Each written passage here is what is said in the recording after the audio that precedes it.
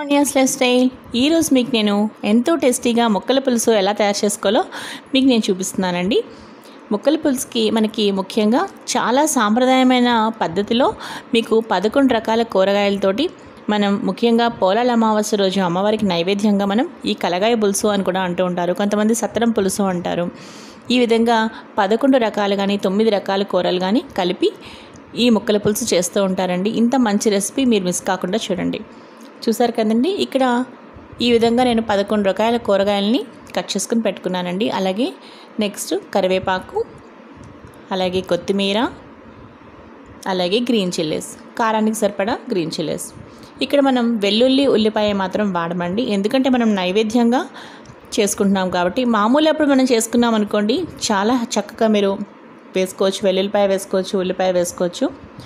నేను నైవేద్యం రెసిపీ కాబట్టి నేను ఇక్కడ ఉల్లిపాయ వెల్లుల్లిపాయ మాత్రం మనం వాడమన్నమాట. అలాగే కొత్తిమీర కూడా ఫైన్ చాప్ చేసుకున్నానండి. చూసారు కదా, టమాటో ముక్కలు, గ్రీన్ చిల్లీస్ అన్నీ కూడా కట్ చేసుకుని ఒక ప్లేట్లో పెట్టుకున్నాను.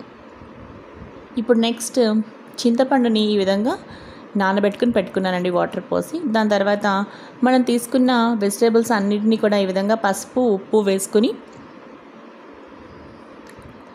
తగినంత వాటర్ పోసుకుని ఇప్పుడు మనం కుక్కర్ పెడతామన్నమాట. అలాగే చింతపండు కూడా ఈ విధంగా పులుసు తీసి పక్కన పెట్టుకున్నానండి. అంతేనండి, ఇక కుక్కర్లో నేను ఏమీ వేయలేదు, మీరు చూస్తున్నారు కదా.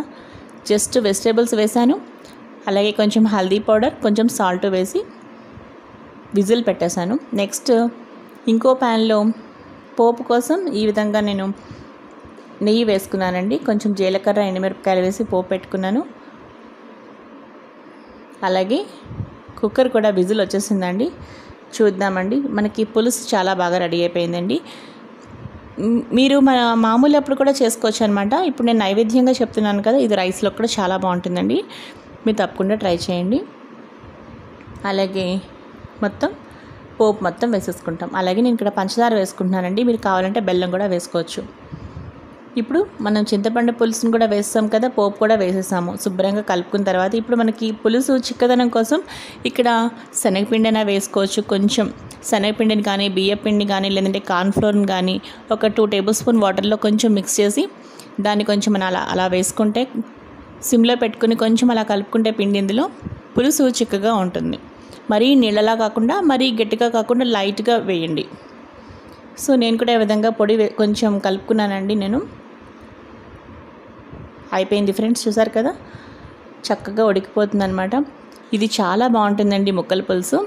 ముఖ్యంగా పోలాల అమావాస్య రోజు అమ్మవారికి నైవేద్యంగా ఈ కలగాయ పులుసు అని పేరు చెప్తూ నైవేద్యం పెడుతూ ఉంటారనమాట.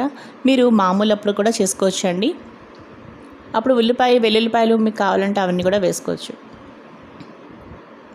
అమ్మవారి నైవేద్యంలో చేసినప్పుడు మాత్రం ఈ విధంగా చేసుకోవాలి. చూసారు కదండి, ఈ వీడియో మీకు నచ్చితే లైక్ చేయండి, షేర్ చేయండి. మరిన్ని వీడియోస్ కోసం లావణ్యాస్ లైఫ్ స్టైల్ ఛానల్ని సబ్స్క్రైబ్ చేసుకోండి. మరో మంచి వీడియోతో కలుస్తాను. Bye friends, keep on watching Lavanya's life style.